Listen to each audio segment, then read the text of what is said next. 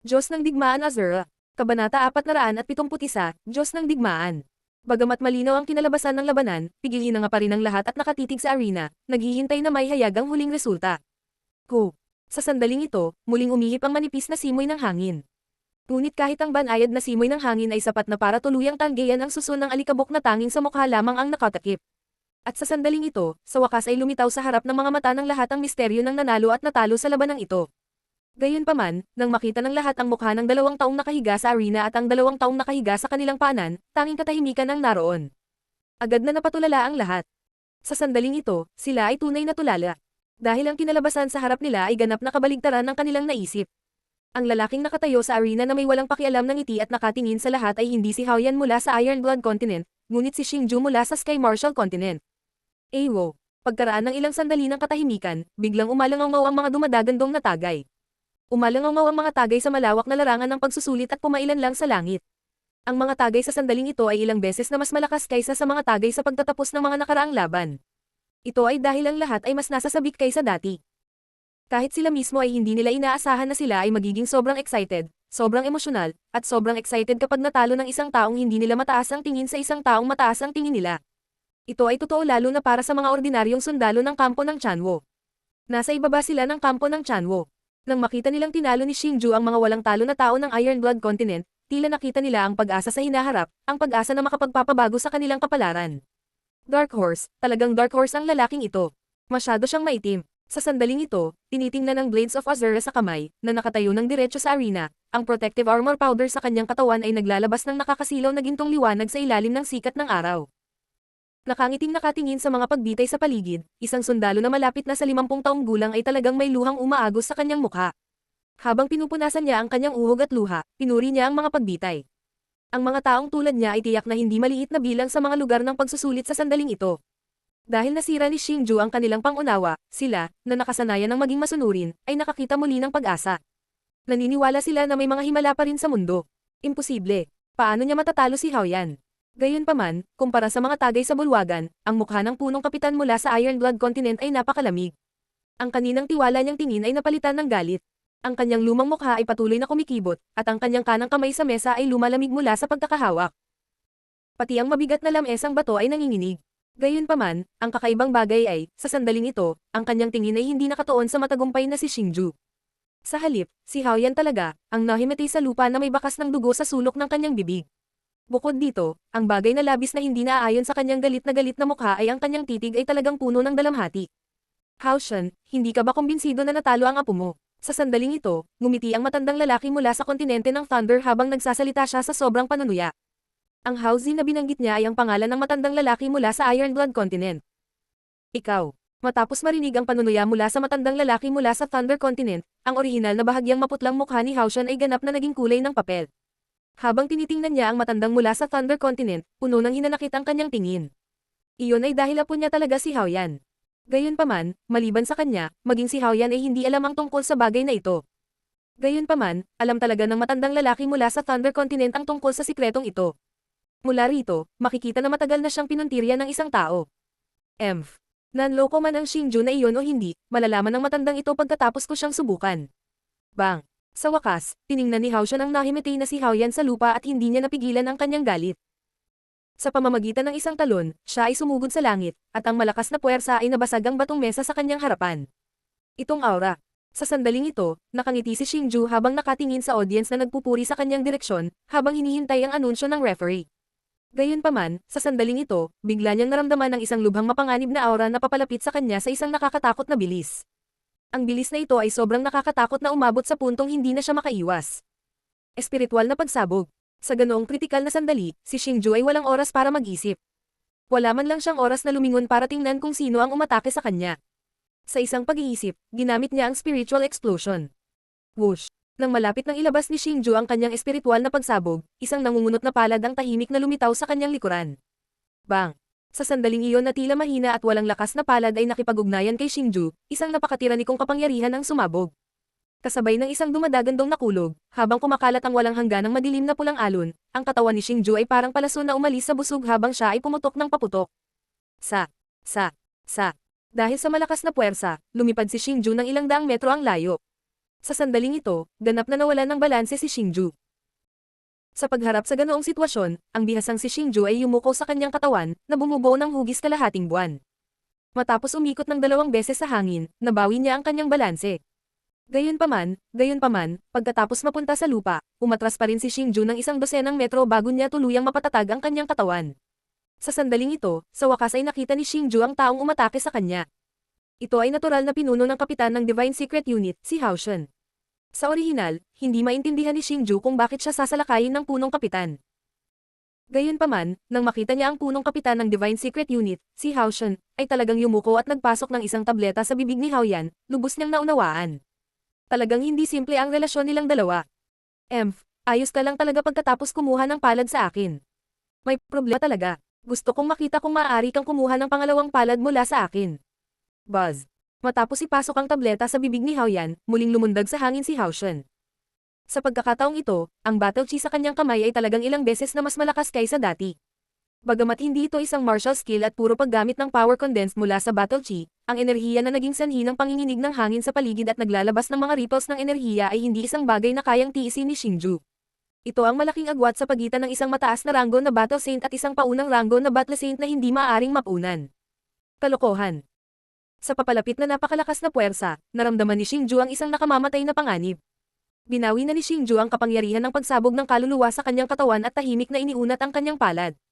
Sa pagharap sa gayong eksperto, hindi kayang magpigil ni Xingju. Sa pamamagitan lamang ng paggawa ng lahat ay makakahanap siya ng pagkakataong mabuhay. Naghihintay din siya ng pagkakataon. Kapag sobrang malapit sa kanya si Hao Shen, agad niyang gagamitin ang Heaven Rank Martial Skill, Time Space. Pagkatapos, gagamitin niya ang lahat ng kanyang lakas para i-activate ang mid-grade na Black Curse Longsword at ilunsad ang kanyang pinakamalakas na pag-atake. Hehe, mukhang hindi ko na kailangang ipagsapalaran ang buhay ko. Gayunpaman, nang makaisip si Xingju ng isang planong counterattack, hindi maiwasang lumiwanag ang kanyang mga mata. Sa pag-asa sa kanyang masigasig na soul force, naramdaman na ni Xingju na dalawang aura na hindi gaanong mahina kaysa kay Hao Shen ang lumitaw sa kanyang likuran. Higit pa rito, hindi siya ang target nila, kundi si Hao Shen. Swish, swish. Oo naman, nang maramdaman ni Xingju ang dalawang aura, dalawang figure ang mabilis na lumitaw sa harap ni Xingju. Ang dalawang ito ay ang dalawa pang matatandang nakaupo sa mataas na plataporma. Sila ay sina Lei Xing mula sa Thunder Continent at Li Zhang mula sa Misty Continent. Bang! Pagkaharap nilang dalawa, sabay silang nagtama ng mga palad. Dalawang marilag na battle chi ang sumabog at agad na binomba ang katawan ni Hao Shen. Kasunod ng isang nakakatalom na pagsabog, si Hao Shen ay sumabog 12 metro ang layo. Lei Xing, Li Zhang, talagang naglakas loob kayong dalawa na salakayin ang matandang ito. Kahit na ang pag-ataking ito ay hindi maliit na bagay, hindi siya pinatay ni Lei Xing at Li Zhang. Sa makatuwid, si Hao Shen ay dumanas lamang ng ilang mababaw na pinsala. Gayunpaman, ang makita siyang nasa ganoong kahabag-habag na kalagayan sa harap ng kanyang mga nasasakupan ay natural na nagagalit sa kanya. Hao Shen, dahil sa iyong personal na damdamin, gusto mo talagang saktan ang top scorer ngayong taon at patayin ng isang namumukod tanging talento ng aking Divine Secret Battalion. Sa tingin mo ba matitiis ka namin? Pinapayuhan ka naming huminto sa lalong madaling panahon. Kung hindi, huwag mo kaming sisihin kung bakit hindi ka namin binigyan ng kahit anong mukha at hulihin ka para harapin ng general. Li Zhang at Lei Xing ay hindi natakot sa galit ni Hao Shen. Sa halip, lihim silang natuwa. Bilang mga kaaway, ang pinakaasam nilang makita ay ang nakakahiyang hitsura ni Hao Shen.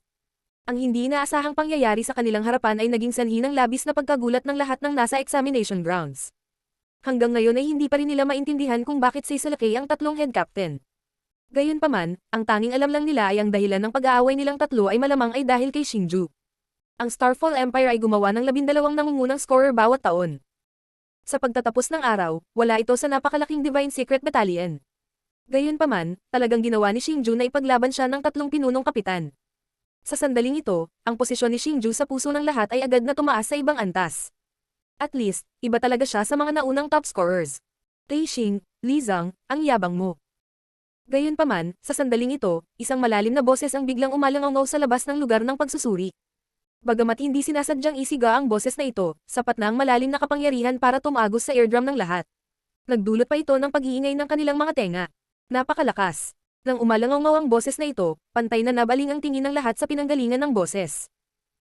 Sa pagtingin sa nasa katanghaliang gulang na lalaki sa malayo, hindi maiwasang magbago ang ekspresyon ni Xingju. Ito ay isang mahusay na tao na may taas na higit sa 2 metro. Makapal ang kilay niya, malaki ang mata, mahaba ang ilong, at malapad ang bibig. Ang kanyang mga pisngi ay natatakpan ng makapal na balbas. Ang itim na balbas ay tumayo na parang itim na karayom sa kanyang laman, nakaayos ng maayos. Bagamat sobrang pangit ng itsura ng lalaki, hindi mapapantayan ang kanyang aura. Ang pakiramdam na ito ay katulad ng unang pagkakataon na nakilala ni Xingju ang Soul Eater Witch. Nagkaroon ng mundo ng pagkakaiba sa pagitan ng dalawa. Sa madaling sabi, isang bagay ang masisiguro ni Xingju. Ang lakas ng taong ito ay nalampasan na ang Battle Saint level. Diyos ng digmaan. Tinitingnan ng nasa katanghaliang gulang na lalaki na maaaring maging sanhi ng pagbabago ng hangin sa paligid sa bawat hakbang na kanyang ginagawa at nagpapabuga ng hangin, kasama ang daan-daang sundalo na sumusunod sa kanyang likuran habang siya ay naglalakad patungo sa lugar ng pagsusuri. Halos sigurado si Xingju sa sandaling ito na ang taong ito ay talagang eksperto sa War God. Ang Diyos ng digmaan ay isang bagong termino na natutunan lamang ni Xingju pagkatapos makarating sa kontinente ng Azura. Si Xingju ay hindi pa pamilyar sa terminong War God, ngunit alam niya na ang War God ay isang antas na higit sa antas ng Battle Saint. Isa rin itong antas na napakahirap masira, ngunit napakalakas. Kahit na sa malawak na kontinente ng Azura, ito ay isang pag-iral na kasing bihira ng mga balahibo ng Phoenix at mga sungay ng kilin. Diyos ng digmaan Azura, Kabanata 472, General Zhang Hong. Ang subordinate na ito ay nagbibigay galang kay General Zhang Hong. Maabot ng nasa katanghali ang gulang na lalaki si Xingju at ang iba pa, sina Lei Xing, Li Zhang, at Hao Shen, na nakatayo sa harap ni Xingju, ay biglang lumuhod sa lupa. Ikinuyom nila ang kanilang mga kamao at yumuko sa lalaking mas bata sa kanila. General, ang mga boses ng tatlong kapitan ay napakalakas at malinaw, na pumapasok sa pandinig ng lahat. Sa sandaling ito, sa wakas ay napagtanto ng mga naliligaw ang pagkakakilanlan ng lalaki. Isa talaga siyang general ng Divine Secret Battalion. Ang isang general ay isang taong may pinakamataas na awtoridad sa Divine Secret Battalion. Hindi lamang niya kontrolado ang kapangyarihang militar ng daan-daang libong sundalo, kontrolado rin niya ang buhay at kamatayan ng Divine Secret Battalion. Sa madaling salita, hanggat gusto niyang pumatay ng tao, kahit na ang mga mahigpit na batas ng Starfall Dynasty ay hindi siya mapipigilan na gawin ito. Gayunpaman, ang pinakamahalaga, lahat ng mga general ng Divine Secret Battalion ay nagtataglay ng lakas ng isang Diyos ng digmaan. Kung ang mga Battle Saints ang sinasabing pinakamahinang pag-iral sa kontinente ng Azura, kung gayon ang mga Diyos ng digmaan ang tunay na eksperto. Sila ay mga nakakatakot na pag-iral na kayang pumatay ng mga Battle Saints na kasing dali ng pagdurog ng mga langgam. Hindi ko alam na dumating na si General Zhang Hong. Patawarin mo ako sa hindi ko paglabas para batiin ka. Sa sandaling ito, naglakad na si General Zhang Hong papunta kay Xingju at sa iba pa. Magalang na nagsalita ang dalawang kapitan, sina Lei Xing at Li Zhang, na nakaluhod sa lupa. Napatingin si Xingju sa kanilang dalawa at laking gulat niya nang matuklasan na ang kanilang mga mukha ay puno ng pawis, na nagpapakita ng kanilang matinding takot. Para naman kay Hao Shen mula sa Iron Blood Continent, tuwang-tuwa siya, na parabang nakakita siya ng straw na nagal iligtas buhay. O hindi. Matapos pagmasdan ang reaksyon ng tatlo, nagmura si Xingju sa loob.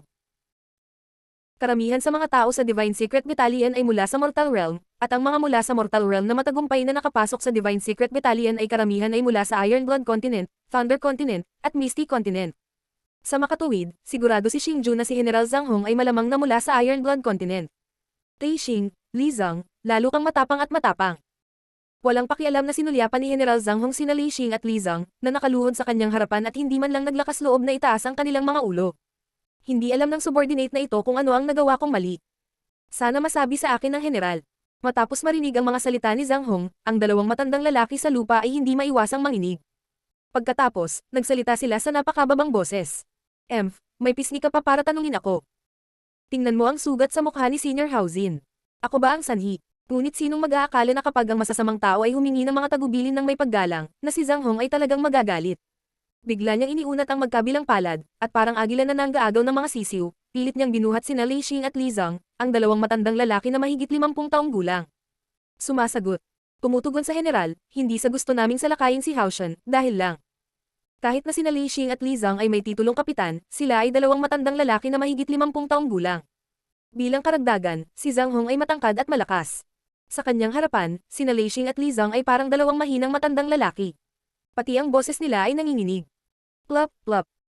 Hindi ka man lang makapagsalita ng matino. Iniisip mo pa na ikaw ay isang kapitan. Sayang ang resources ng hukbo. Dahan-daang ikanaway ni Zhang Hong ang kanyang mga braso at inihagis sina Lei Xing at Li Zhang sa gilid. Ang pamamaraang ito ay masasabing walang awa. Gayunpaman, hindi ito nakakagulat. Ang Iron Blood Continent at Lating ay orihinal na parang tubig at apoy. Kakaiba kung sila ay maawin. Senior Haozin, sabihin mo sa akin, ano ang nangyayari? Matapos ihagis sina Lei Xing at Li Zhang sa gilid, itinoon ni Zhang Hong ang kanyang magiliw na tingin kay Haozin, na nasa hindi kalayuan. Ang pagkilos na ito ay isang malaking kaibahan sa kanyang mga aksyon kina Lei Xing at Li Zhang. Sa sandaling ito, makikita ng sinuman na sina Zhang Hong at Hao Jin ay may malapit na relasyon. Sa pagtugon sa general, dapat mong malaman ang lakas ni Hao Yan. Gayunpaman, ang brat na ito na tinatawag na Xingju ay talagang tinalo si Hao Yan. Sinala ko na nanloko siya, kaya gusto kong imbestigahan ang background niya. Ang Xingju na ito ay inimbitahan ni na Lei Xing at Li Zhang, kaya't nagsanib puwersa silang dalawa para salakayin ako at nasaktan ako. Kung hindi dahil sa napapanahong pagdating ni General, ngayon, natatakot ako na. Dumating si Hao Jin sa harap ni Zhang Hong at nagkunwaring mali habang nagsasalita siya. Nakakasuka at nakakainis ang itsura niya. Ano? Sinabi mo ba na natalo niya si Hao Yan? Sa sandaling ito, sa wakas ay ibinaon ni Zhang Hong ang kanyang mabangis na tingin kay Xingju, na nakatayo sa gilid. Puno ng hinala ang kanyang tingin. Oo, hindi lang niya natalo si Hao Yan, nakatanggap pa siya ng palad mula sa matandang ito nang walang anumang pinsala. General, isa lang siyang initial stage battle saint. Paano siya magkakaroon ng ganoong lakas? Nang makita ito, idinagdag ni Hao Jin. Sa pagtugon sa general, itong si Xingju ay umasa sa kanyang sariling kakayahan na makipagpalitan ng suntok kay Hao Yan.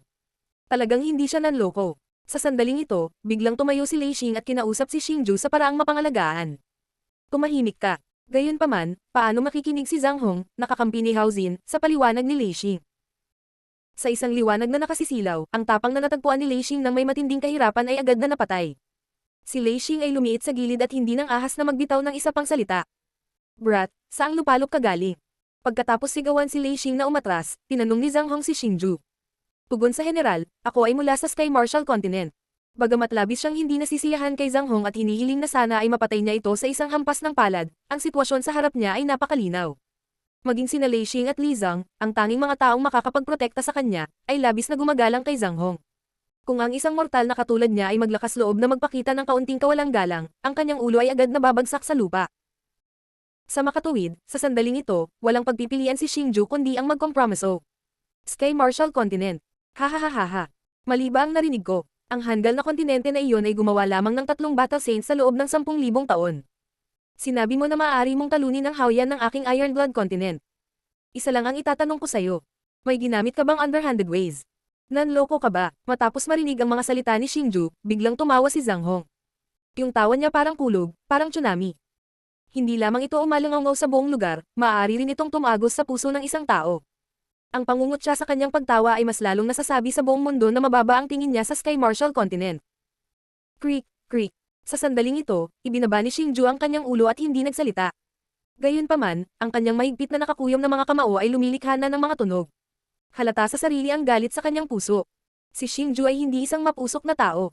Hindi siya magiging mayabang upang magyabang ng walang kahihiyan at hindi igalang ang isang eksperto na mas malakas kaysa sa kanya. Gayunpaman, si Xingju ay hindi rin isang mahina.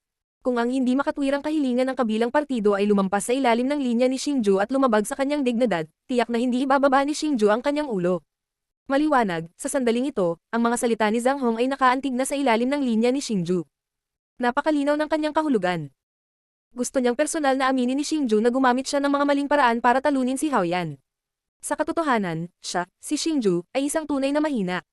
Ang Sky Marshal Continent ay isa pa ring idiot na kontinente na tinitingnan ng lahat, isang pag-iral na nasa ilalim ng pyramid. Ako, hindi, nanloko, ngunit umasa, sa aking, sariling, tunay na lakas. Biglang nagtaas ng ulo si Xingju. Ang kanyang mukha ay puno ng hindi matinag na determinasyon habang siya ay umatungal sa War God expert sa kanyang harapan, ang general ng Heavenly Secret Battalion, si Zhang Hong. Tungkol naman sa boses ni Xingju ng pagtatanggol sa kanyang dignidad, bagaman hindi ito kasing lakas at dominanti gaya ng boses ni Zhang Hong, mas malalim itong nakaugat sa puso ng mga tao. Whoosh! Nang sabihin ng mga salita ni Xingju, agad itong nagdulot ng malaking kaguluhan sa karamihan. Sa sandaling ito, nagsimulang talakayin ito ng lahat. Sabi ng ilan, siguradong patay na si Xingju. May mga nagsabing napakalakas ng loob niya. Gayunpaman, mas marami pang tao ang nakatitig ng walang kurap kay Xingju. Puno ng paghanga ang kanilang mga titig. Mabuti, napakabuti. Isa kang batang matigas ang ulo. Pagkatapos ay tingnan ng general na ito kung nandaya ka o hindi. Whoosh! Ang mga salita ni Xingju ay halatang ikinagalit ni Zhang Hong. Ang kanyang palad ay biglang tumama sa anyo ng isang kuko ng agila. Nang mag-react si Xingju, dam-aikit na ang kanyang palad sa kanyang dragon scale armor. Bang! Ang palad ni Zhang Hong ay parang isang hindi mapigil ang matalas na talim. Talagang nagawa nitong baliwalain ang dragon scale armor, isang totem, at pilit itong dinurog. Ang kanyang palad ay dam-aikit ng mahigpit sa dibdib ni Xingju. Sa sandaling ito, nagsimulang humagulgol si Xingju sa sakit. Ito ay dahil naramdaman na lamang niya ang isang walang katulad na nakakapasong sakit na pumupuno sa kanyang buong dibdib. Ang sakit ay hindi matiis, na naging sanhi ng pagkawala ng kanyang katwiran. Ang tanging nagawa na lang niya ay ang umungol ng malakas para mailabas ang sakit na nararamdaman. General Zhang Hong, inaatake mo ang isang natatanging mortal na tulad nito. Sinusubukan mo bang baliwalain ang batas militar na itinakda ng Panginoong Marshall? Ang batas na itinakda ng kanyang kamahalin na emperador. Nakatingin kay Xingju, na ang mukha ay puno ng sakit at nawalan na ng malay, sina Li Xing at Li Zhang ay nagpalitan ng tingin.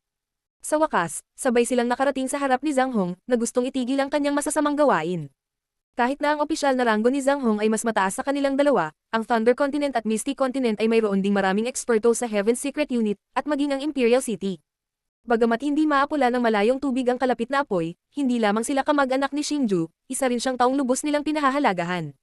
Sa makatuwid, sa sandaling ito, kahit na kailanganin nilang ipagsapalaran ang kanilang buhay, hindi nila gustong mamatay si Xingju ng ganito.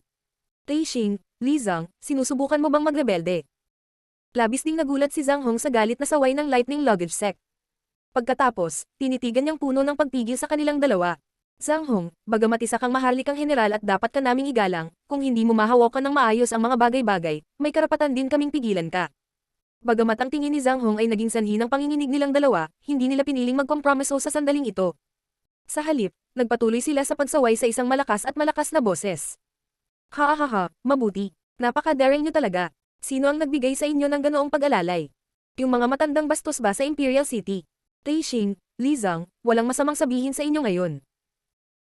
Ang mga matandang bastos na iyon ng iyong kontinente ay inihagis na sa bilangguan ng kanyang kamahalan na emperador dahil sa pakikialam sa mga usapin sa politika at naapektuhan ang tamang paghatol ng emperador.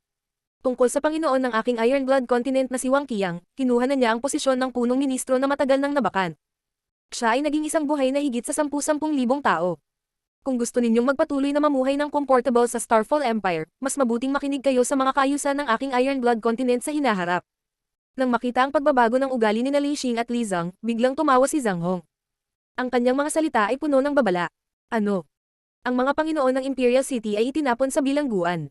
At sa sandaling ito, nang marinig ni Li Xing at Li Zhang ang mga salita ni Zhang Hong, nagbago ng husto ang kanilang mga ekspresyon. Maging ang kanilang mga katawan ay nagsimulang manginig ng husto.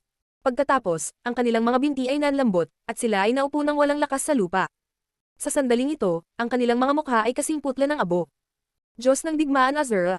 Kabanata 473, magdesisyon kayo. Sa kontinente ng Azura at Starfall Dynasty, ang dalawang pinakamakapangyarihan at mahalagang organisasyon ay ang Imperial City at ang Heavenly Secret Battalion. Ang Heavenly Secret Battalion, na mayroong 1,000,000 sundalo, ang pangunahing puwersang panlaban ng Starfall Dynasty.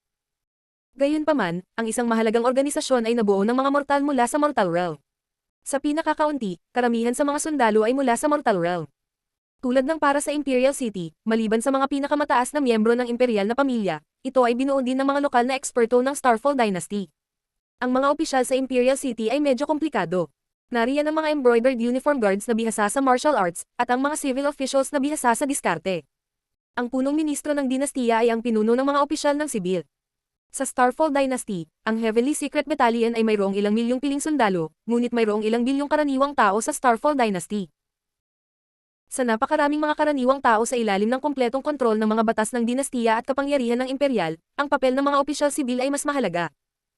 Sa makatuwid, sa Starfall Dynasty, ang Heavenly Secret Battalion ay ang mga sundalong nagbabantay sa teritoryo, habang ang mga opisyal ng sibil ay ang mga strategist na nanirahan at namamahala sa bansa. Sa relatibong pagsasalita, ang mas matatalinong opisyal ng sibil ay talagang minamaliit ang mga tao ng Heavenly Secret Battalion. Siyempre, may isa pang dahilan para dito. Ito ay dahil ang mga tao ng Heavenly Secret Battalion ay mga mortal mula sa Mortal Realm. Gayunpaman, ang lahat ay nagbago ng malaki ilang taon na ang nakalilipas. Ilang taon lamang ang nakalipas, ang pinuno ng mga opisyal ng sibil sa Imperial City, ang punong ministro, ay biglang nagkasakit ng malubha. Ang mahalagang figurang ito, na kilala bilang utak ng dinastiya, ay nagkasakit ng malubha, at labis nitong ikinabahala ang emperador ng Starfall Dynasty.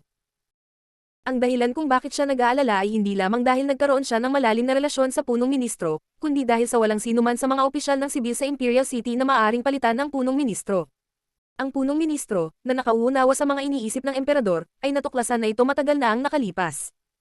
Sa makatuwid, bago siya magkasakit ng malubha, nakapili na siya ng ilang napakatalino na general mula sa Heavenly Secret Battalion na may kakayahang manirahan at pamahalaan ang bansa bilang kanyang mga kandidato para sa posisyon ng punong ministro.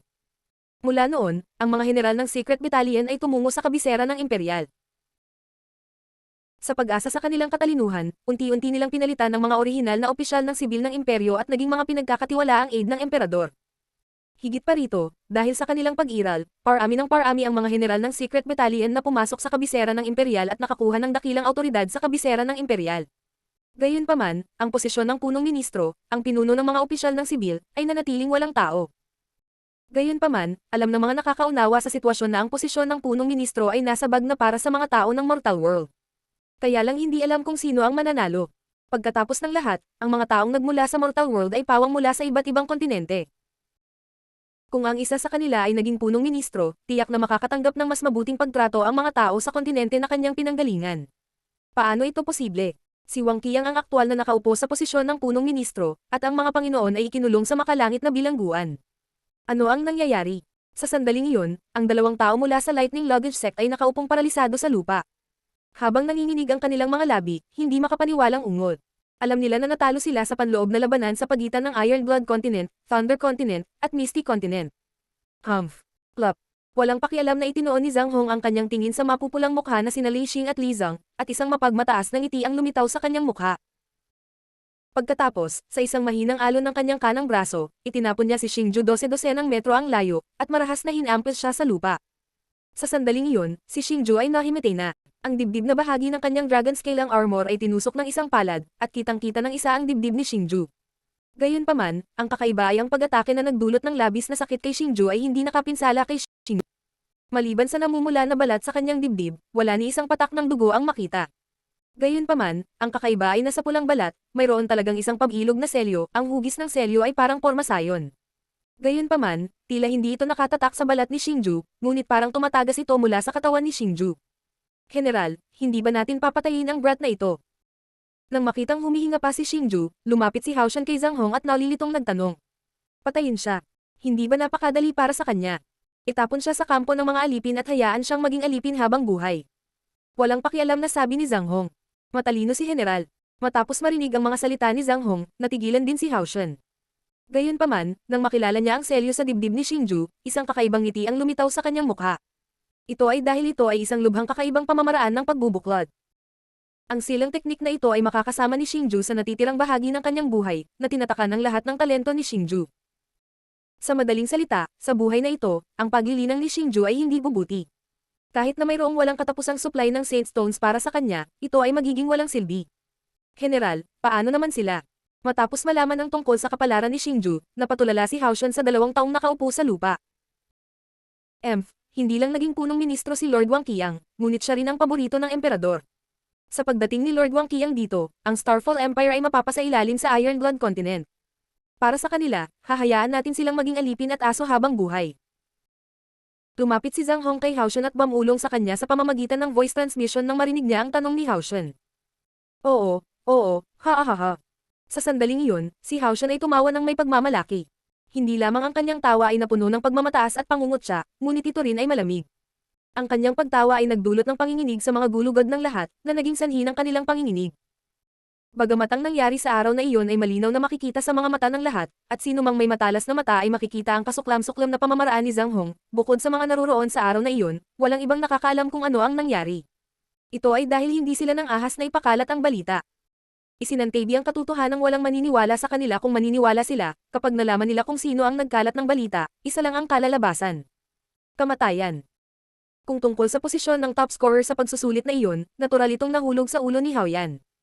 Halos kalahating buwan na ang lumipas mula noong pagsusulit. Sa tiwangwang na disyerto sa kanluran ng Starfall Empire, maraming dragon carriage ang gumagalaw sa maayos na paraan. Sa paligid ng mga dragon carriage ay may mga sundalo mula sa Secret Battalion na nakasakay sa mga dragon horse.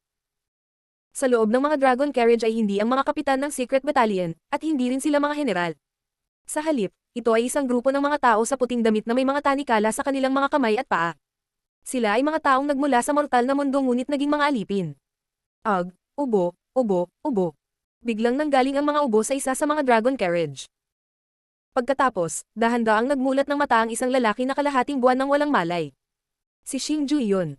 Saan ito? Matapos imulat ang kanyang mga mata, tumingin si Xingju sa umaalog-alog na karwahe at sa mga taong nakapaligid sa kanya na nakatitig sa kanya ng nanlalaki ang mga mata.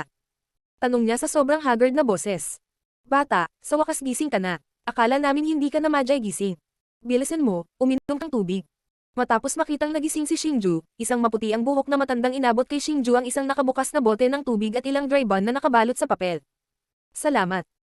Hindi siya nakainom ng isang subo ng tubig o nakakain ng kahit isang butil ng kanin sa loob ng kalahating buwan. Sa sandaling ito, si Xingju ay napakahina na. Kaya naman, dali-dali niyang kinuha ang bote ng tubig at nag-steam bun at sinimulan itong lutuin. Binata, nahimete ka kasi hindi mo kaya ang suntok diba? Sai, ang isang binata ay palaging magiging isang binata. Bagamat siya ay isang makapangyarihang tao sa mundong mortal, hindi pa rin niya kayang tanggapin ang gayong dagok. Maraming kabataang tulad mo sa paglalakbay na ito, at marami sa kanila ang namatay sa daan. Hindi ko inaasahan na madyay gising ka. Ito ay isang himala. Gayunpaman, mula nang magising ka, nais ko pa ring bigyan ka ng isang payo. Ang buhay ay ang pinakamahalagang bagay. Sabi nga ng kasabihan, mas mabuting mamuhay ng masama kaysa mamatay sa mabuting kamatayan. Dahil buhay ka pa, dapat mabuhay ka ng maayos. Sino ang nakakaalam, maaaring may pagliko para sa mas mahusay sa hinaharap. Ganoon din sa iyo noong ikaw ay nasa mortal na mundo at hindi mo akalain na ikaw ay mapupunta sa ganitong kahabag-habag estado dito.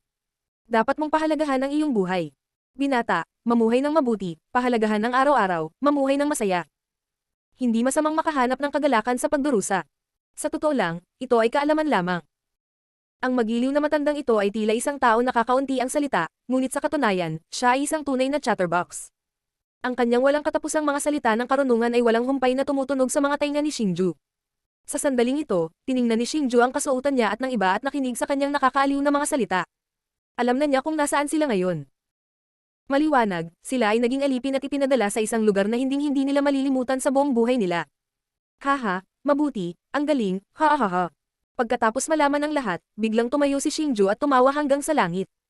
At ang biglaang pagkilos na ito ni Xingju ay labis na natakot sa matandang nakaupo sa tabi niya kaya nanginginig ang buong katawan niya at halos mahulog sa kanyang puwitan.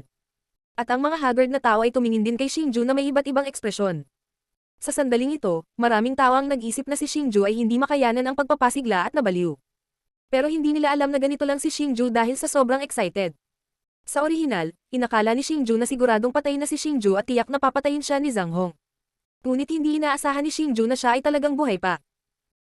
Hanggat nabubuhay siya, ito ang pinakamagandang balita para kay Xingju. Naisip niya na hanggat siya ay nabubuhay, magagawa ni Xingju ang kanyang hindi natapos na gawain. Ano bang pinagtatalunan nyo? Kung mag-aaway pa kayo, bibigyan kita ng 2 litigo. At sa sandaling ito, biglang sumigaw ang isang gwardya mula sa labas ng karwahe ng Dragon Horse. Sa bintana, nakita nila ang isang gwardya na may hawak na litigo sa kanyang kamay na nakatingin sa kanilang karwahe. Zhang Hong, di ba? Maghintay ka lang, ako, Xingju, pagbabayaran kita ng higit pa sa sakit na binigay mo sa akin. Nang makitang may nagbabantay sa kanila, tumigil si Xingju sa pagsasalita at pumunta sa bintana ng karwahe ng Dragon Horse upang tingnan ang labas ng mundo. Sa pagtingin sa walang katapusang disyerto, ang tingin ni Xingju ay naging kakaibang mabangis. Sa kanyang puso, napagdesisyonan na niyang pagbayarin si Zhang Hong sa isang masakit na halaga para sa kanyang ginawa. Pagkagising ni Xingju, lumipas pa ang ilang araw at sa wakas ay nakarating na sila sa kanilang destinasyon. Nang bumaba ang lahat sa karwahe ng Dragon Horse at nakita ang eksena sa harap nila, maging ang maalam na si Xingju ay agad na natigilan. Diyos ng Digmaan Azura, Kabanata 474, Buhay ng Alipin. Sa malawak na disyerto, mayroong isang masukal na kagubatan. Ang mga puno at dahon ng kagubatan ay madilim na asul ang kulay. Higit pa rito, may mahinang liwanag na nananatili sa paligid ng loob ng kagubatan. Ang napakarilag na species ng puno ay nagpaalala kay Xingju ng mga kakaibang halaman sa Mystic Moon Valley. Gayunpaman, ang malaking kagubatan lamang ay hindi sapat upang sorpresahin si Xingju. Iyon ay dahil may kakaibang bundok na 10,000 metro ang taas sa kailaliman ng kagubatan. Ang bundok ay madilim na asul ang kulay at naglalabas ng nakakasilaw na asul na liwanag. Kamukha ito ng Saintstone. Sinabi ng Intuit ayon kay Xingju na, ito ang Saintstone. Ang isang santong bato na may ganoong kalaking lugar ay sapat na para mabaliw ang sinuman. Terena, tumigil ka sa paghahanap. Mula ngayon, igugugol mo ang lahat ng iyong oras dito. Sapat na para makita mo. Ha. Nang si Xingju at ang iba pa ay namangha sa napakalaking Saintstone, bigla nilang narinig ang paghihimok ng mga gwardya. Ang boses ay naglalaman ng isang nakatagong kahulugan. 1,000 katao lamang ang matagumpay na nakapasa sa pagsubok ng Celestial Secret Battalion. Bawat buwan, mayroong 30,000 mortal ang pumapasok sa Starfall Dynasty mula sa Mortal Realm. Pagkatapos ng pagsusulit, ang mga mortal na hindi nakapasa sa pagsusulit ay ibababa sa mga karaniwang tao o alipin. Gayunpaman, kabilang sa natitirang 29,000 katao, hindi bababa sa 20,000 ang ibababa sa pagiging alipin. Ipapadala sila sa iba't ibang lugar para magsagawa ng hindi makataong paggawa. Si Xingju at ang iba pa ay nagdadala ng halos 1,000 alipin. 1,000 alipin ang sinamahan lamang ng 100 gwardya mula sa Divine Secret Battalion. Gayunpaman, ito ay sapat na. Kung tutuusin, ang mga bantay ng Divine Secret Battalion ay mga elite samantalang ang mga alipin ay mga mahihina lamang na iniwan. Bukod sa kakaibang mga kadena na mahigpit na nakakandado sa kanilang mga kamay at paa, imposibleng makatakas sila. Siyempre, si Xingju ay hindi kasama sa grupong ito ng mga alipin. Gayunpaman, si Xingju ay walang anumang intensyon na tumakas. Inaasahan niya ang pagsali sa grupo ng mga manggagawa. Nahulaan na ni Xingju na ang trabaho nila dito ay ang pagmimina ng mga Saintstones. Ang banal na bato ay isang pangangailangan para sa isang battle sage upang linangin. Gayunpaman, ang banal na bato ay kinokontrol ng Imperial City at ng Secret Battalion sa Starfall Dynasty. Hindi man lang ito makita ng mga sibilyan, lalo pa itong linangin. Gayunpaman, mayroong walang katapusang mga banal na bato dito. Bagamat hindi niya alam kung ano ito sa loob, walang ganoong bagay na hindi masisira na pader. Si Xingju ay may lubos na tiwala na makukuha niya ang kanyang mga kamay sa Holy Stones. Ito ay dahil sa daan, natuklasan na ni Xingju na ang mga taong ito na naging alipin ay kinuha ang kanilang mga espiritual na armas. Pati ang mga bracelet nilang imbakan ay kinuha na. Sila ngayon ay ganap na walang pera. Gayunpaman, si Xingju ay exception. Ang Soul Devouring Order ni Xingju ay mukhang isang ordinaryong singsing na walang pakialam. Gayunpaman, hindi nila alam na ang Soul Devouring Order na ito ay maaaring maging isang kayamanan na maaaring tawaging isang espasyo. Hindi magiging problema na kunin ang buong banal na bato. Siyempre, sa kasalukuyang soul power ni Xingju, imposible pa rin para sa kanya na maalis ang napakalaking Holy Stone. Gayunpaman, napakadali pa rin para sa kanya na maipan ito ng paunti-unti. Pagkatapos ng kalahating araw na paglalakad, sa wakas ay dumating si Xingju at ang iba pa sa harap ng banal na bato. Gayunpaman, medyo natahimik si Xingju nang makita niya ang eksenang nasa harapan niya. Dong, dong, dong, dong. Bilisan mo, papapa. Tuloy-tuloy na umalangaw ang nakakatalam na tunog ng paghiwa ng banal na bato. 10,000 alipin ang masipag na nagtatrabaho sa harap ng parang bundok na banal na bato. Ang ilan sa kanila ay gumagamit ng espesyal na spiritual weapons para minahan ang banal na bato habang ang ilan sa kanila ay itinutulak ang mabigat na loader habang nagngangalit ang kanilang mga ngipin. Ang pinaka hindi nakapagsalita kay Xingju ay habang sila ay masipag sa paggawa, ang isang gwardya na may hawak na letigo ay humahagupit sa kanila paminsan-minsan. Ang letigo ay isang espiritual na armas. Hindi man nila nailabas ang kanilang tunay na kapangyarihan, ang ilang letigo lamang ay sapat na upang makaramdam sila ng kakilakilabot. Sa ilalim ng gayong pang-aabuso, ang mga alipin ay binugbog at binugbog na. Kalokohan, isa lang itong hindi makataong pang-aabuso. Kung gusto mong gawin ko ito, baka patayin mo rin ako. Galit na sabi ng isang nasa katanghaliang gulang na alipin sa tabi ni Xingju. Patayin ka, napakadaling patayin ka, daan-daang alipin umano mula sa dinastiya dito ang namamatay sa pagod kada buwan. Kalahati sa kanila ay pinapatay ng mga gwardya dahil hindi nila gusto ang nakikita nila. Nakikita ang sitwasyon, paalala ng lalaking nasa tabi ng nasa katanghaliang gulang na alipin. Kalokohan, hindi pwede. Masyadong malupit. Dahil sa sinabi ng lalaki na ikinagulat ng mga tao sa paligid. Bakas sa mukha nila ang takot. Sa tingin ko sa wakas ay alam ko na kung ano ang ibig sabihin ng hindi kailanman makita ang liwanag ng araw. Sa sandaling ito, sa wakas ay naunawaan ni Xingju kung bakit takot na takot ang mga tao kapag binanggit ang mga alipin. Huwag kang tatayo dyan, Terena. Sa sandaling ito, ang paghihimok ng mga gwardya ay nagmula sa paligid ni Xingju at ng iba pa. Sa panghihikayat ng mga gwardya, dumating si Xingju at ang iba pa sa isang maliit na kapatagan. Sa kapatagan, maraming mga sirasirang bahay na damo. Kung tutuusin mula sa hitsura nito, dapat silang maging tirahan ng mga alipin. Gayunpaman, sa tapat ng mga damong bahay ay ilang medyo marangyang palasyo. Ang mga palasyo ay hindi maliit, ngunit kapag inilagay kasama ng mga sirasirang damong bahay, sila ay bumuo ng isang malaking kaibahan. Masasabi ng sinumang may matalinong mata na iyon ang tirahan ng mga gwardya. Kung titignan, parang mas komportable ang mga gwardya dito kaysa sa mga gwardya ng Secret Battalion. Gayunpaman, sa sandaling ito, ang tingin ni Xingju ay hindi nagtagal sa mga gusaling iyon. Sa halip, naakit ito ng kakaibang bagay sa gitna ng kapatagan. Isa itong malaking pormasayon na nabuo ng ilang kakaibang mga haligi na mahigit 100 metro ang taas. Oo, ito ay isang malaking pormasayon, at napakalalim noon. Kung tungkol sa paggamit ng malaking pormasayon na ito, walang ideya si Xingju. Isa pang libo. Iniisip ko kung gaano katagal sila magtatagal sa pagkakataong ito. Hindi na mahalaga. Buwan-buwan pa rin namin silang pupunan. Wala nang iba pa ang Empire, pero mayroon silang walang katapusang supply ng mga alipin. Hahaha. Sa sandaling ito, mula sa isang medyo marangyang palasyo sa hindi kalayuan, dalawang matabang lalaki ang lumabas. Ang armor ng spirit artifact ng lalaki ay natatakpan ng pulang balabal. Tila sila ay mga sundalong antas ng kapitan.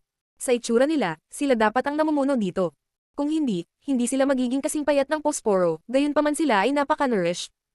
Gayunpaman, ito ay nagkakahalaga ng pagbanggit na mayroong ilang dosenang mga gwardya sa likod nila. May bitbit ang mga gwardya na iyon na tila napakabigat sa grupong dalawa. Bielesen, bumuo ng dalawang hanay at tumayo ng maayos. Nang makarating sila sa harap ni Shinju at ng iba pa, muling sumigaw ang mga gwardya na may latigo sa kanilang mga kamay. Nang nasa posisyon na si Shinju at ang iba pang libong alipin, talagang sinimulan nilang tanggalin ang mga tanikala sa mga kamay at paa ni Shinju. Pagkatapos, naglabas sila ng kakaibang mga pulseres mula sa mabibigat na kahon at inilagay sa mga palso at bukong-bukong ng mga alipin. Buzz! Ang mga pulseres ay lubhang ba. Nang maisuot ang mga ito sa mga palso ni Shinju, talagang kumikinang sila ng may mahinang kinang.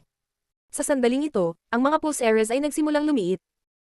Nang mahigpit silang ikakabit sa mga palso ni Shinju, naramdaman na lamang niya ang kakaibang enerhiya na damaloy sa katawan ni Shinju at mabilis na kumalat. Tinakpan nito ang bawat parte ng katawan niya na parang gustong lamunin ang lahat. Gayunpaman, bukod sa espesyal na pakiramdam na ito, walang iba pang mga sintomas ng kakulangan sa ginhawa. Sasabihin ko sa'yo, ito ay tinatawag na binding chain bracelet. Ang espesyal sa bracelet na ito ay napakasimple. Madali kang papatayin. Gayunpaman, hanggat masunurin ka at hindi mo iniisip na tumakas, magiging maayos ka. Sige, yun lang ang kailangan sabihin. Maaari kang pumunta at magsaya sa iyong buhay dito. Matapos isuot ang tinatawag na binding chain bracelets para kay Shinju at sa iba pa, malakas na sabi ng isa sa mga matabang guard. Pagkatapos, binigyan niya ng tingin ang mga nakapaligid na guard. Pagkatapos noon, nagsimulang tumanggap si Shinju at ang iba pa ng mga kasangkapan para minahan ang mga banal na bato sa pangunguna ng mga gwardya. Bumalik sila sa parang bundok na banal na bato at naghanda upang simulan ang kanilang buhay bilang mga alipin. Kalokohan, napaka-desperado talaga nitong guard captain. Galit na sabi ng isang alipin habang naglalakad sila patungo sa Holy Stone. Oh, anong ibig mong sabihin? Nang makita ito, nagtatakang tanong ni Shinju. Ang binding chain bracelet na ito ay isang napakasamang bagay. Ang malaking formation. Nang marinig ang tanong ni Shinju, lumapit ang alipin sa tainga ni Shinju at bumulong. Sa oras na iyon, pahihirapan ka at sa wakas ay magiging balang dugo at mamamatay. Kaya ganyan. Napakalupit. Sa sandaling ito, sa wakas ay naunawaan ni Shinju ang mga salita ng alipin. Ang dahilan kung bakit hindi malinaw na sinabi ng kapitan ng gwardya sa mga alipin ang tungkol sa papel ng binding chain bracelet ay para ibaba ang bantay ng ilan sa mga alipin at tumakas kapag hindi sila handa. Gayunpaman, ang sinumang alipin na gumawa niyan ay haantong lamang sa isang kahihinatnan, isang malagim na kamatayan. Makikita na ang mga bantay dito ay hindi tinatreto ang mga alipin bilang tao. Kalokohan, matanda, bilisan mo at itulak. Habang nagsasalita sila, si Shinju at ang iba pa ay nakabalik na sa lugar kung saan nagtatrabaho ang mga alipin. Sa hindi kalayuan mula kay Shinju at sa iba pa, isang payat, maputi ang buhok na matandang nagsisikap na itulak ang isang cart na naglulod na 100 beses na mas malaki kaysa sa kanya. Gayunpaman, ito ay kasalukuyang paakyat at halatang hindi ito may tulak ng matanda, kaya sa mga sandaling ito, isang bantay sa likuran niya ang kamakaway ng mahabang litigo sa kanya. Gayunpaman, kahit na ang mahabang litigo ay walang tigil na kamakaway sa likod ng matanda, dahilan para mahati ang balat nito, hindi man lang naglakas loob ang matanda na umiyak sa sakit. Sa halip, ipinagpatuloy niya ang pagngangalit ng kanyang mga ngipin at tiniis ang sakit sa kanyang likod habang buong lakas niyang itinulak ang naglulod na cart. Gayunpaman, ang labis na ikinagulat ni Shinju at ng iba pa ay nabagaman maraming bata at malalakas na alipin sa tabi ng matanda, sinulyapan lamang nila ang matanda ng walang pakialam at bumalik sa kanilang trabaho. Wala ni isa sa kanila ang talagang tumulong. Sir, hayaan mo akong gawin ito. Ang ganitong uri ng bagay, maaaring baliwalain ito ng iba at huwag pansinin ito, ngunit hindi ito maaaring baliwalain ni Shinju. Dali-dali niyang ibinaba ang mga gamit sa kanyang mga kamay at lumapit sa gilid ng matanda, gusto niyang tulungan ng matanda na itulak ang nagkargang kariton sa mataas na burol. Gayunpaman, nang ilagay ni Shinju ang kanyang kamay sa cart na naglulod, naramdaman niya ang mga alon ng nasusunog na sakit na nagmumula sa kanyang likod. Tumingon siya para tingnan, at sigurado, ang gwardya ang kamakaway ng mahabang litigo at nakatingin sa kanya na may galit na ekspresyon. Anak, gusto mong maging mabuting tao, tama. Sige, tutuperin ko ang hiling mo. Simula ngayon, itutulak mo sa akin itong loading cart. Kung hindi mo may tulak, hahagupitin kita hanggang mamatay. Nang makitang lumingon si Shinju, malakas na sinigawan siya ng gwardya. Sai, isa pa para mamatay ng mabilis, tanga. Nang makita ito, ang mga alipin sa paligid ay sumulyap kay Shinju at sinabi sa mahinang boses, pagkatapos ay patuloy na abala sa kanilang mga gawain sa kanilang mga kamay. Parang ilang beses na silang nakakita ng ganoong eksena. Hehe. Tungkol sa mga nakapaligid na salita na puno ng pangungutya, ngumiti lang si Shinju at hindi pinansin. Bagamat hindi magaan ang loading cart, kumpiyansa si Shinju na madali niya itong itulak palayo. Higit pa rito, ang cart ay puno ng banal na bato. Kung maaari niyang itulak ang cart na ito na naglulod araw-araw, ito ay isang magandang pagkakataon para kay Shinju na magnakaw ng banal na bato. Diyos ng Digmaan Azura. Kabanata 475, halos kainin na. Ito. Paano ito? Gayunpaman, nang mahigpit na hawakan ni Xingju ang hawakan ng loader at magpapapuwersa na sana, nagulat siya nang makitang ang kanyang battle chi ay ganap na selyado. Hindi niya kayang gamitin ang kapangyarihan ng isang battle saint. Dahil hindi niya magagamit ang kanyang battle chi, hindi niya maigalaw ang napakalaking loader gamit ang sarili niyang lakas. Basura, ni hindi mo maihahambing sa isang lumang bagay. Ano ang silbi ng pag-iingat ng basura tulad mo? Pa. Sa sandaling ito, napagtanto ng sundalo na nakatitig kay Xingju na hindi maigalaw ni Xingju ang loader. Pagkatapos ay winagayway niya ang mahabang latigo sa kanyang kamay at walang awang hinampas ito kay Xingju. Sa pagkakataong ito, hindi basta-basta winawagayway ng sundalo ang mahabang latigo. Sa halip, ipinakita niya ang kapangyarihan ng isang espiritual na sandata. Ang mga sinag ng lilang liwanag ay patuloy na kumikislap sa katawan ni Xingju. Sa loob lamang ng ilang sandali, si Xingju ay walang lakas na napahiga sa lupa. Sa pagtingin sa dagwang likod ni Xingju, hindi lamang nahati ang kanyang balat at laman, nalantad din ang kanyang mga buto. Kahit na si Xingju ay walang lakas na bumagsak sa lupa, ang mahabang latigo sa kamay ng sundalo ay hindi tumigil. Sa halip, patuloy nitong hinampal si Xingju. Sa harap ng ganitong karahasan ng sundalo, walang humakbang para pigilan siya. Ang mga kawal at gwardya ay nakamasid sa gilid habang ang mga alipin ay hindi man lang ng ahas na tumingin, takot na sila ay madawit. Hoy! Tigilan mo na ang paghampas sa kanya, tigilan mo na ang paghampas sa kanya. Kung patuloy mong hahampasin siya, mamamatay siya. Hindi madaling mabuhay ang binatang ito. Gayunpaman, sa sandaling ito, isang payat na matandang lalaki ang tuluyang tumakbo palabas mula sa libong alipin. Ito ang makulit na matandang lalaki na nakasakay sa dragon carriage ni Xingju at hinikayat si Xingju na sumama sa kanya. Matanda, nililigawan mo ba si kamatayan?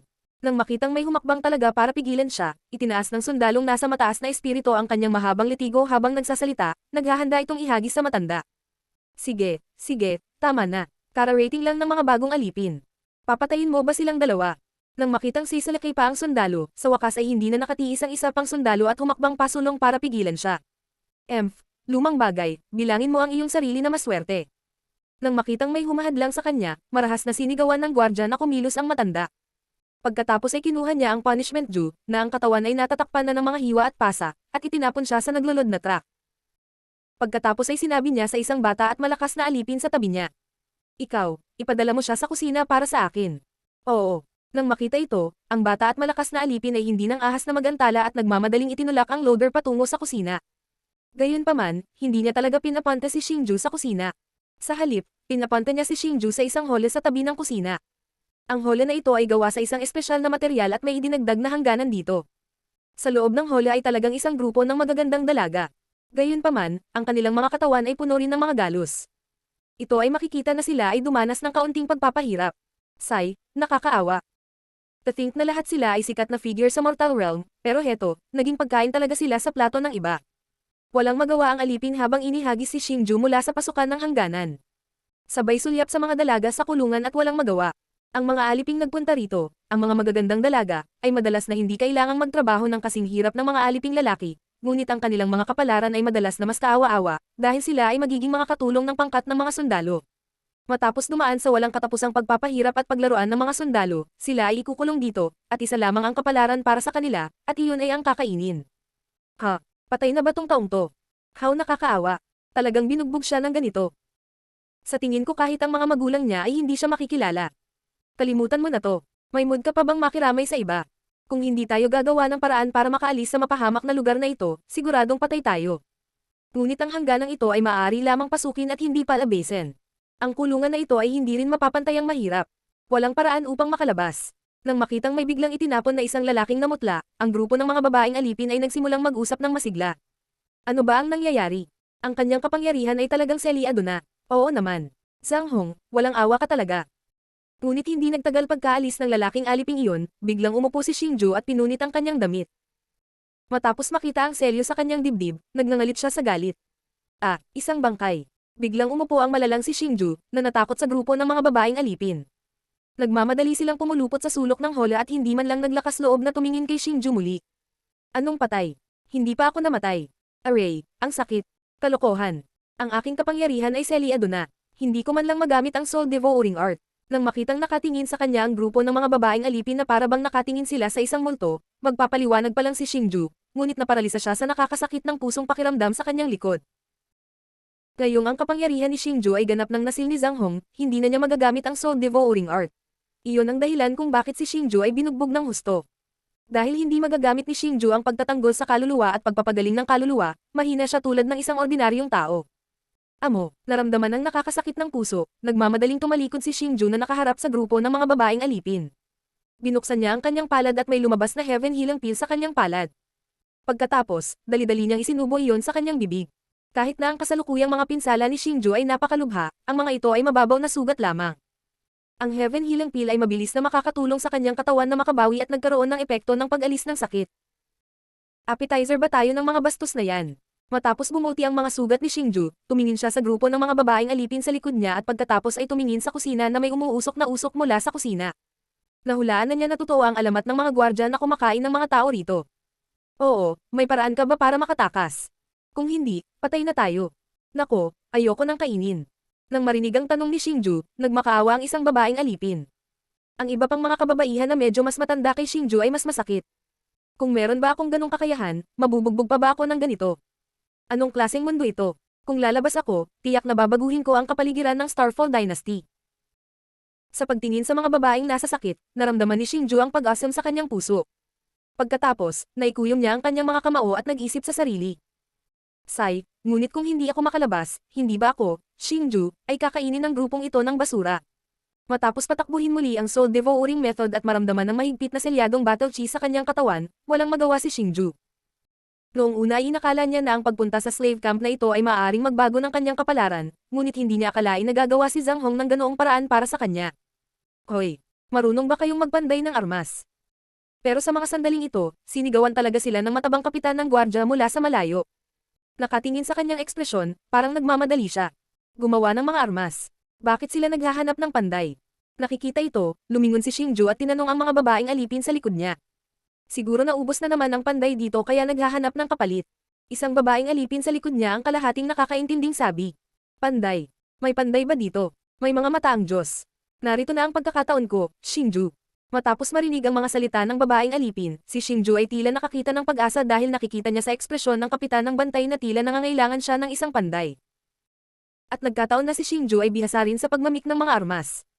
Pagkatapos ng lahat, siya ay isang tao na ginabayan ng isang master ng panday sa Demon Refiner Tribe. Maging ang purple gold armor ay tinatakan ng kanyang sarili. Alam ko, marunong akong magpanday ng armas. Pagkatapos, anuman ang sakit sa kanyang likod, mabilis na tumayo si Xingju, iwinagayway ang kanyang kamay, at sumigaw ng malakas. Talaga, marunong ka talagang magpanday ng armas. Matapos marinig ang sigaw ni Xingju, ang mabagal na kapitan ng gwardya ay lalong natuwa. Ibinagsak niya ang mataba niyang katawan at tumakbo sa harap ng hole na parang lobo. Oo, marunong akong magpanday ng armas, kahit spiritual weapons ay hindi problema. Nang makitang may pag-asa, sinabi ni Xingju ng buong katiyakan. Mabuti, mabuti, mabuti. May tao, palabasin mo siya. Nang makita na si Xingju ay tila isang panday, mabilis niyang inutusan ng mga tao na buksan ang hole at palabasin si Xingju. Nang makitang malungkot si Xingju, pinainom pa niya ng tableta si Xingju. Anak, kung manggahas kang magsinungaling sa akin, puputulin ko ang laman mo ng piraso at ipapakain sa mga aso. Pagkatapos inumin ni Xingju ang tableta, muling tumingin kay Xingju ang guard captain at binalaan siya. Pagkatapos, dinala si Xingju sa isang palasyong malayo sa pagmamadalian. Tama, isa itong malayang palasyo na itinayo sa kagubatan at gawa sa mga espesyal na materyales. Sa labas ng palasyo, may maliit na bundok ng sandstones. Gayunpaman, ang mga sandstone na ito ay mina at hindi buo, ngunit nakatambak. Anak, napakasimple ng trabaho mo. I-refine ang essence ng sandstone at gawing sandstone pearls ang nalalabi. Kung marunong ka talagang gumawa ng armas, sa tingin ko hindi ka mahihirapan. Matapos makapasok sa palasyo, ang kapitan ng bantay ay may hawak na bagong minahan na sandstone sa kanyang kaliwang kamay at isang sandstone pearl sa kanyang kanang kamay habang kinakausap niya si Xingju. Huwag kang mag-alala, sir. Ipaubaya mo na lang sa akin. Pagdating sa palasyo, natuklasan ni Xingju na mayroon ng dalawang Katanji tanging weapon refining formation na nakalagay sa maluwag na palasyo. Ang isa ay ginamit upang tipunin ang kakanyahan ng sandstone, habang ang isa ay ginamit upang i-condense ang nalalabi sa sandstone pearls. Ang dalawang magagandang pormasayon na ito ay maaaring gumamit ng banal na bato bilang hilaw na materyales, at hanggat ang isa ay may kaunting sentido komon, magagamit nila ito. Gayunpaman, makikita mula sa pagbitay na ang mga doghead guard na ito ay malinaw na walang ganitong kaunting common sense, kaya naman sila ay labis na nababalisa. Pagkatapos, sa ilalim ng pangangasiwa ng kapitan ng gwardya, ginawang kumpleto ni Xingju ang isang bagong minahan na sandstone at ginawang ilang sandstone pearls ang nalalabi. Ma'am, hindi masama, brat. Gawin mong mabuti. Hindi kita mamaltrato. Nang makita na ang kalidad ng Saint Stones at Saint Stone Pearls na pinadalisay ni Xingju ay napakahusay at ganap na lumampas sa passing line, tuwang-tuwa na tumanggo ang kapitan ng bantay. Dahil sa mahirap na gawain, 3 sa 4 na panday na ipinadala ng mga nakatataas ay namatay sa pagod. Kahit ang huli ay namatay sa pagod ngayon lang. Kung hindi niya maibigay ang kinakailangang halaga ng Saint Stones at Saint Stone Pearls sa oras, siya ay nasa malaking problema. Iyon ang dahilan kung bakit siya ay nasa sabik pagkatapos makakuha ng isang panday tulad ni Xingju.